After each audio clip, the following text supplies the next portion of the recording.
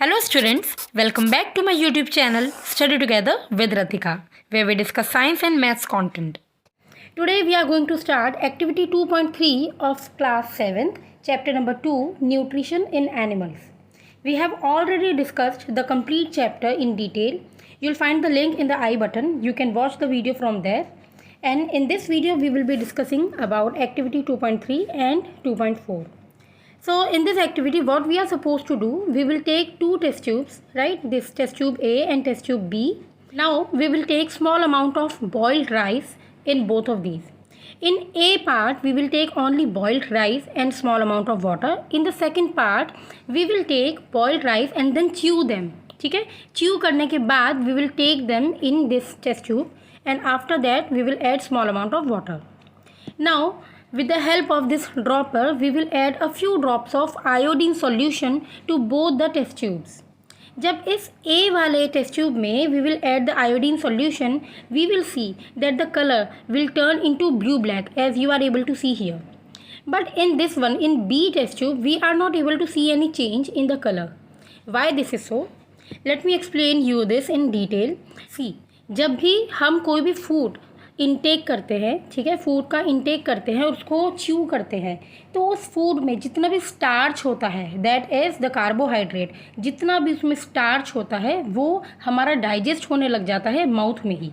अब हमने यहाँ पर क्या किया है, हमने ये बॉइल्ड जो राइस था, राइस में स्टार्च होता है, you know this right. Rice को जब हमने च्यू करना स्टार्ट किया तो उसमें जितना भी स्टार्च था वो हमारे माउथ में ही डाइजेस्ट हो गया. अब हमने उसको निकाल के इस टेस्ट ट्यूब में ऐड कर दिया है, तो उसका स्टार्च तो हमने एक्चुअली डाइजेस्ट कर दिया है.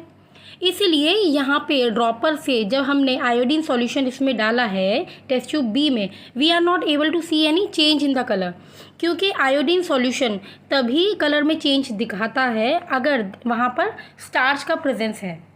यहाँ पे टेस्ट ट्यूब ए में स्टार्च था इसलिए इसका कलर हो गया था ब्लू ब्लैक. बी वाले टेस्ट ट्यूब में there is no starch, that is why उसमें कलर में कोई चेंज नहीं आया है.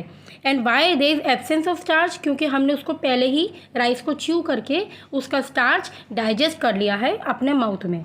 इसी से हमको ये पता चलता है कि हमारा जो फूड में जितना भी स्टार्च होता है that first of all gets digested in our mouth. और अगर आपके पास ये 1 नंबर में शॉर्ट क्वेश्चन भी आता है तो इसमें पूछा जा सकता है कि सबसे पहले डाइजेशन कहाँ से स्टार्ट होता है, तो your answer should be in the mouth only. Mouth से ही स्टार्च का डाइजेशन स्टार्ट हो जाता है. Right, now let's start activity 2.4. So in this activity we are supposed to see that what is the position of taste buds by this activity. Okay, so we will prepare 4 different types of solutions. Let me first of all tell you कि हमारा जो टंग होता है, as you are able to see here the picture, हमारा जो ये टंग होता है इसमें बहुत सारे टेस्ट बर्ड्स होते हैं. ठीक है, अगर इसको आप बहुत ज़्यादा अच्छे से मैग्नीफाइंग ग्लास से देखेंगे यू विल फाइंड छोटे छोटे छोटे वाइट कलर के patches. These are known as papillae. ठीक है, और इसके ऊपर बहुत सारे टेस्ट बर्ड्स प्रेजेंट होते हैं.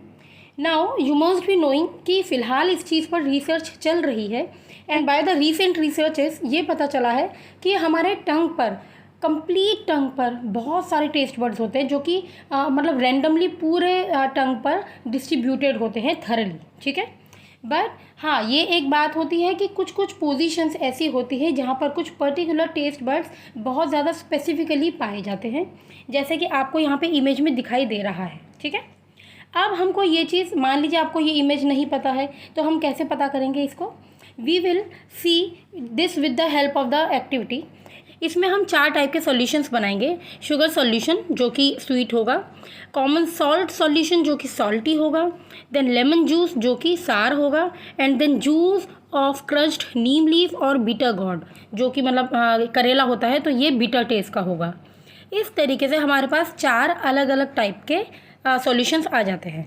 हम क्या करेंगे, 4 सेपरेट हम टूथपिक्स ले लेंगे and using a separate toothpick ये चारों सॉल्यूशन हम अलग अलग पोजीशंस में अपने टंग पर रख के देखेंगे. ठीक है, देखिए, use a clean toothpick to put the above samples 1 by 1 on different areas of the tongue as shown in figure 2.6.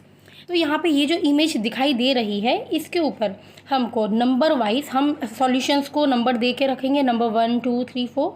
On the basis of that we will use our toothpick और इसी पोजीशन के according, जो कि book में given है, इसी के according हम अपने टंग के ऊपर टूथपिक्स को लगा के देखेंगे and we will detect the test buds. हमें अलग अलग टेस्ट पता चलेंगे, जिसकी वजह से हमें ये कंफर्म हो जाएगा कि these test buds are present on our tongue at a particular areas. ठीक है, वो बात अलग है। रिसर्च यही बोलती है कि taste buds all over the tongue present होता है, बट हाँ कुछ कुछ पोजीशंस में थोड़े ज़्यादा टेस्ट बड्स होते हैं।